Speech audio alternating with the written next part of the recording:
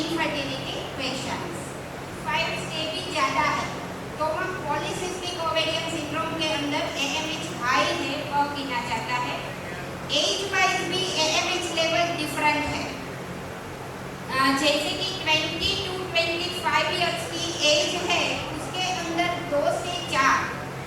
कहीं रिपोर्ट्स में ये भी फील होता है कि ऑप्टिमल इनफर्टिलिटी करके वो लोग 5-6 तक भी नॉर्मल बोलते हैं, लेकिन क्लिनिकल प्रैक्टिस में यह देखा गया है कि 2 से 4 का जो लेवल है वह फर्टिलिटी रेशियो के लिए टेस्ट है। यदि 4.75 5.6 भी होता है तो वह PCO के थ्रू हम यदि ट्रीटमेंट करेंगे तो उसका बेस्ट रिजल्ट मिलता है। इसीलिए सेटिस्फैक्टरी फर्टिलिटी जो रिपोर्ट्स के अंदर आता है वह 2 to 4 वह सबसे बेस्ट है और उसके अनुसार हम ट्रीटमेंट करेंगे तो रिजल्ट बहुत बढ़िया मिलेगा। इस तरह से ही 25 to 30 इयर्स की एज में 2.5 नैनोग्राम पर मिलीलीटर है, 30 to 35 इयर्स की एज में 1.5, 40 इयर्स तक 1 और 40 to 45 इयर्स तक 1 नैनोग्राम पर मिलीलीटर है। अभी मोस्टली ये देखने को मिलता है कि आफ्टर 35 इयर्स की एज के बाद यदि पेशेंट कोई भी अलग मीन्स एलोपैथी साइंस में जाते हैं तो उनको वहाँ से एक ही आंसर जनरल मिलता है कि ओनली डोनर एग से ही IVF करो, है ना। लेकिन हमारे आयुर्वेद के अंदर इतना ये ट्रीटमेंट के अंदर इतने अच्छे रिजल्ट है कि 0.02 0.03 वाले पेशेंट के अंदर भी कंसेप्शन होता है और रिजल्ट बहुत अच्छा मिलता है। बस सिर्फ ये है कि आयुर्वेद पर हमें पहले ट्रस्ट होना चाहिए तो हम पेशेंट की ट्रीटमेंट अच्छी तरह से कर सकेंगे।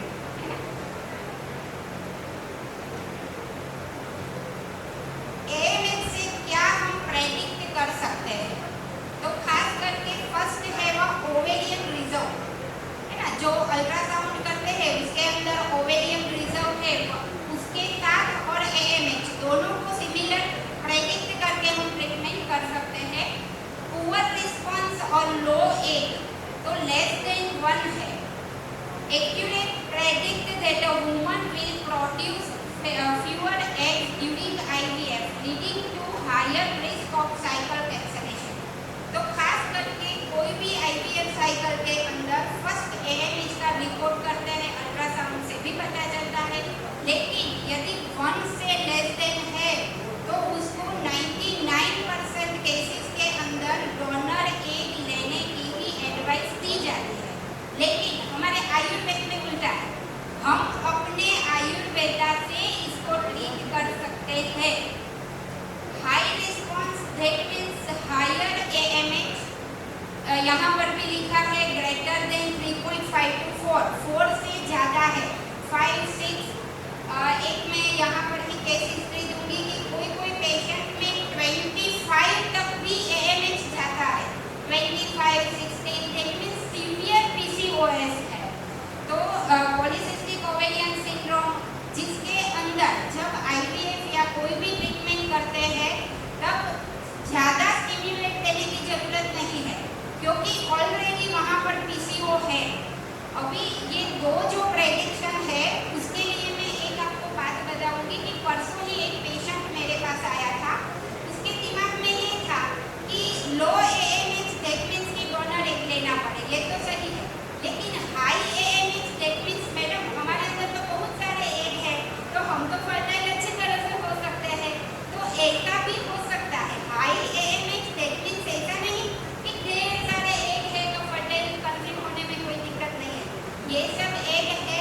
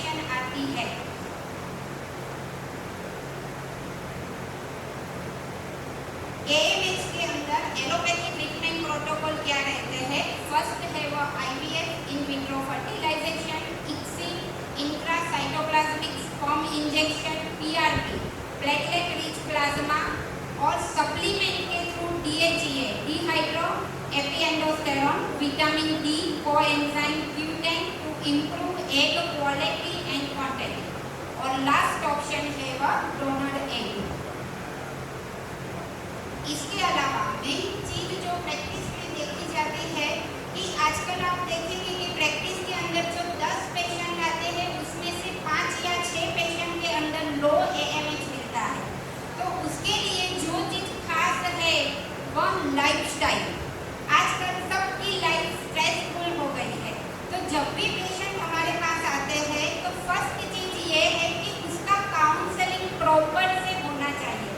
ऑलरेडी वो सभी जगह से थक कर आते हैं और एलोपैथी वाले भी उसको डरा देते हैं कि अभी डोनर ही होगा, तो वो इतना मेंटली परेशान हो जाते हैं। तो फर्स्ट चीज है कि काउंसलिंग प्रॉपर करना है, उसको हमें ट्रस्ट दिलवाना है कि नहीं आयुर्वेद से ये चीज हो सकती है। और उसकी लाइफस्टाइल जैसे कि डाइट, तो आजकल हम सबको पता है कि जो junk food, fast food, pizza, vada pav ये सब का बहुत ज़्यादा है, तो उसकी जगह पर हम हेल्दी डाइट लेने के लिए उसको एडवाइस दे सकते हैं। स्ट्रेस मैनेजमेंट के लिए एक्सरसाइज, योगा, और सबसे बड़ी चीज़ है मेडिटेशन, ध्यान, मेडिटेशन। उससे हमारे हार्मोन्स जो है वो भी बैलेंस में आएंगे। साइंटिफिक सर्च हुआ है कि मेडिटेशन से हमारे आसपास ऑरा बनता है और वह ऑरा इतना पॉजिटिव होता है कि कोई भी नेगेटिव चीज उसके अंदर आ नहीं सकती है। इसीलिए ये सब चीज हार्मोन्स को बैलेंस करने के लिए बेस्ट है। उसके साथ में वेट मैनेजमेंट, सबको पता है कि PCO वाले जो पेशेंट है वह हाई वेट के अंदर ही रहेंगे, तो उसका वेट मैनेजमेंट करो। वेट मैनेजमेंट के अंदर भी पेशेंट यदि 2 या 3 kg भी वेट कम करेगा तो वह मेंटली स्ट्रेस फ्री रहेगा, उसको अंदर से बहुत अच्छा फील होगा, नहीं मुझे ये करना है वो करना है। इसके साथ में कोई कभी कोई हैबिट होती है जैसे स्मोकिंग, टोबैको, तो ये सब चीज़ के लिए भी हमें उसके ऊपर कॉन्सेंट्रेट करना है। हाई AMH के लिए एलोपैथी जो ट्रीटमेंट है वो खास लाइफस्टाइल मॉडिफिकेशन और मेटफॉर्मिन है ना। मेटफॉर्मिन देखा गया है कि इंडिया में तो यूज कम होता है, लेकिन फॉरेन कंट्री में PCO आया नहीं और उन लोगों ने मेटफॉर्मिन लिखा नहीं। 10 में से 9 पेशेंट के अंदर PCO वाले हैं तो मेटफॉर्मिन 500 स्टार्ट करवा ही देते हैं, है ना। तो उसकी जगह पर हम अपनी मामेचक कन्वर्टी या जामू बीज भी करवा सकते हैं। हम सबको पता है कि PCOS के अंदर इंसुलिन लेवल है वो थोड़ा हाई जाता है।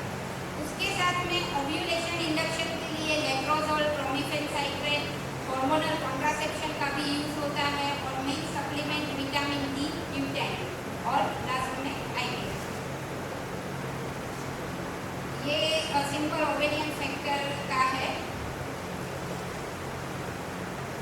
यस, जो हम मेन डिस्कशन करना है वो केस के रिगार्डिंग कि लो AMH वाला पेशेंट भी और हाई AMH वाला पेशेंट दोनों की केस हिस्ट्री के बारे में हम एक डिसाइड करेंगे।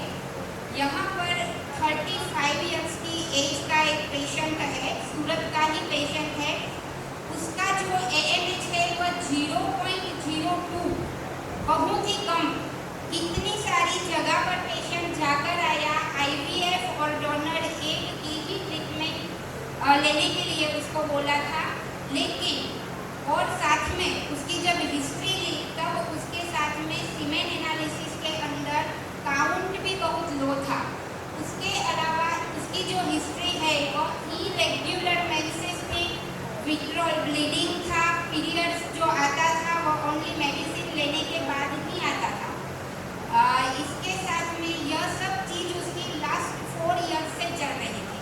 अभी पेशेंट इतना स्ट्रेस में था कि ये सब चीज़ यदि उसका काउंसलिंग अच्छी तरह से ना करे तो ये सब चीज़ बढ़ती ही जाएगी। इसीलिए फर्स्ट चीज़ ये है कि जब ऐसे पेशेंट आते हैं तो उसका प्रॉपर काउंसलिंग हम करें। प्रॉपर काउंसलिंग भी किस तरह से? फर्स्ट चीज़ ये कि हम यदि ऐसा ही बोल देंगे कि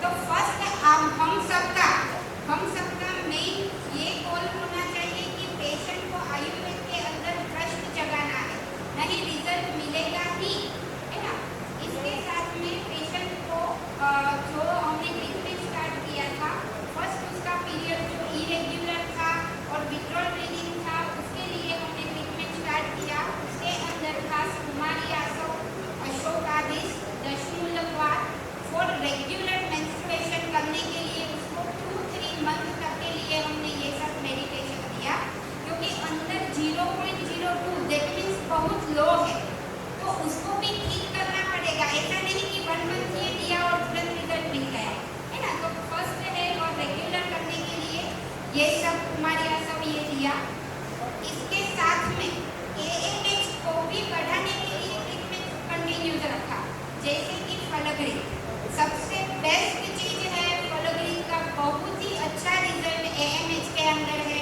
ओरली दे सकते हैं, विरेचन वमन करवा भी सकते हैं, योनि पीछू भी रख सकते हैं, उत्तर बस्ती भी दे सकते हैं फलग्रीक की, मेल और फीमेल दोनों के लिए।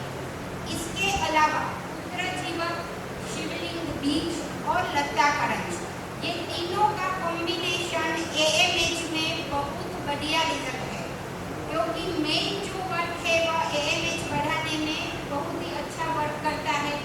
यही पेशेंट को फलग्रीक से विरेचन कर्म करवाया। उसके बाद में एक अच्छी तरह से बनने के लिए रजव प्रवर्तनी वटी, पुष्पदंवा रस और साथ में दीपन पाचन के लिए चित्रकारी वटी और काश्यप संहिता का शतपुष्पा शताब्दी कल्प अध्याय का शतपुष्पा चूर्ण, ये सब उसको 1 मंथ के लिए 2 मंथ के लिए स्टार्ट किया और बाद में उसका ओव्यूलेशन स्टडी करवाया। ओव्यूलेशन स्टडी के अंदर मोस्टली जब भी इनफर्टिलिटी वाले पेशेंट को आप ट्रीट करते हैं तो 2 पार्ट में आप ट्रीटमेंट करो। ऐसा नहीं कि पूरा मंथ पे ही मेडिसिन देते रहे, 2 पार्ट में हम मेडिसिन करेंगे। हमारे अंदर भी बोला है ऋतु क्षेत्र अंबु बीज, दैट मीन्स की ओव्यूलेशन पीरियड, तो उसके अंदर हमें 5 to 15 डेज की ट्रीटमेंट डिफरेंट देनी है, ताकि ओव्यूलेशन अच्छी तरह से हो, एंडोमेट्रियम की थिकनेस अच्छी तरह से बढ़े वहाँ पर और हार्मोन्स का लेवल अच्छी तरह से बने रहे। तो 5 to 15 डेज के बीच में हमने रजव प्रवर्तनी, पुष्पदंवा, चित्रकारी, शतपुष्पा, कभी कभी ऐसा होता है कि फॉलिकल की साइज थोड़ी बढ़ गई, फिर वह रप्चर नहीं होता है, जैसे कि 20 mm की साइज हुई है, बाद में रप्चर नहीं होता है। तो ऐसे में भी आप त्रिकटु पाउडर दे सकते हैं, अजमोदादी दे सकते हैं, बहुत ही बढ़िया रिजल्ट है, तुरंत रप्चर हो जाएगा। तो इस तरह से आप ट्रीटमेंट कर सकते हैं। तो इस पेशेंट में ये सब ट्रीटमेंट 5 to 15 डेज के लिए दिया, तो इससे बहुत ही अच्छा एक बना और ओव्यूलेशन भी हुआ। बाद में जब अभी क्या है कि ओव्यूलेशन हो गया है तो पूरा उसको इम्प्लांट होना है यूट्रस के एंडोमेट्रियम के अंदर, तो उसके लिए हमने मेडिसिन चेंज की। उसके लिए आफ्टर ओव्यूलेशन शतावरी, यष्टि मधु, अश्वगंधा, गर्भपाल रस, ये सब स्टार्ट किया। कोई पेशेंट में ऐसी भी हिस्ट्री है कि हैबिचुअल डिसएबोर्शन होता है तो उसमें हम जीवंती, शतावरी यह भी दे सकते हैं साथ में। यह पूरी ट्रीटमेंट उसको 1 मंथ के लिए की थी। साथ में गर्भ संस्कार के लिए ऐसा नहीं कि चलो ये सब करके हमने छोड़ दिया।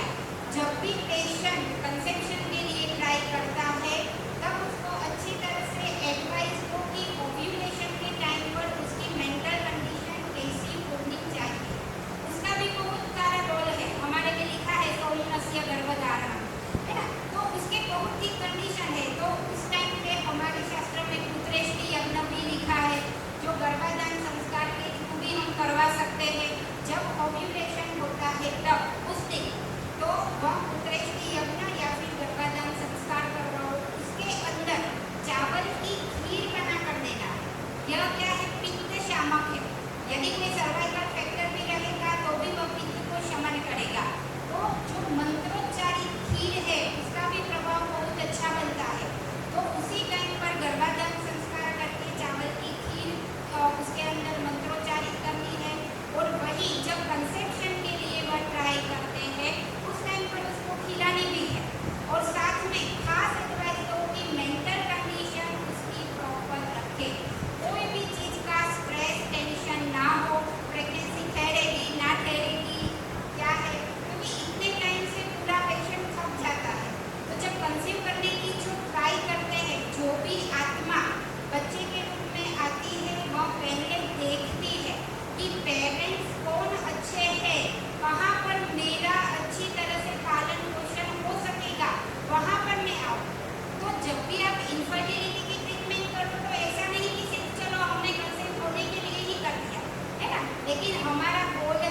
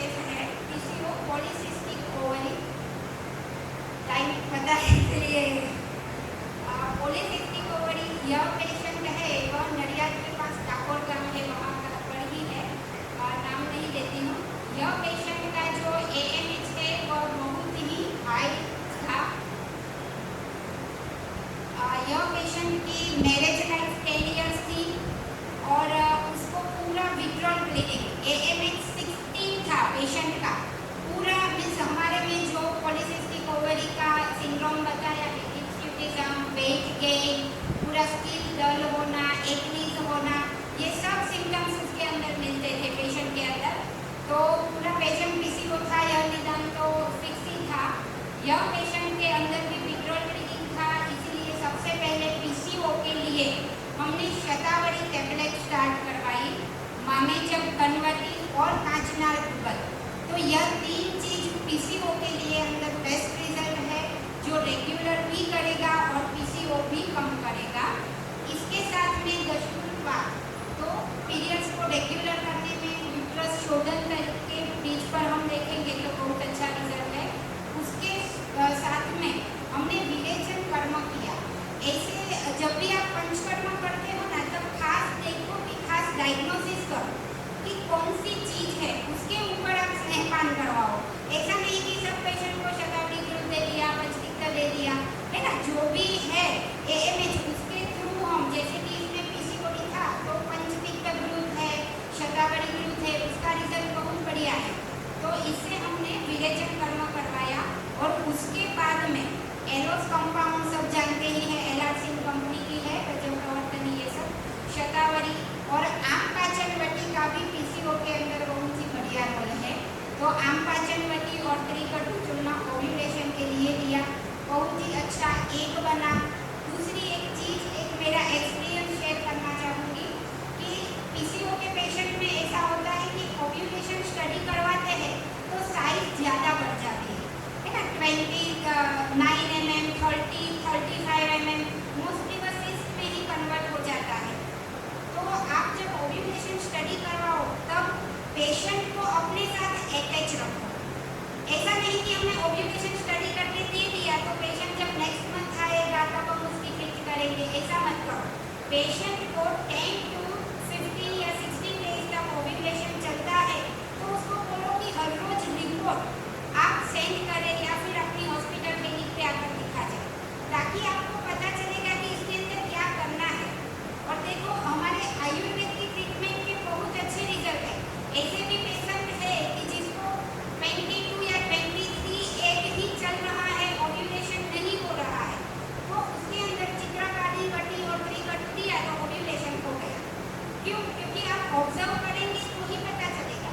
इस तरह से यदि ओव्यूलेशन सिस्ट डेवलप होता है तो उसके अंदर मामेजब गनवटी और जांबूबीज गनवटी only for 2 days, not for 15 days, only for 2 days। 2 days के बाद वह ओव्यूलेशन स्टडी करके आएगा तो वह सिस्ट स्ट्रक्चर हो जाएगी। इतने अच्छे रिजल्ट हमारे मेडिसिन के अंदर है, तो आप इस तरह से भी अच्छी तरह से ट्रीटमेंट कर सकते हैं।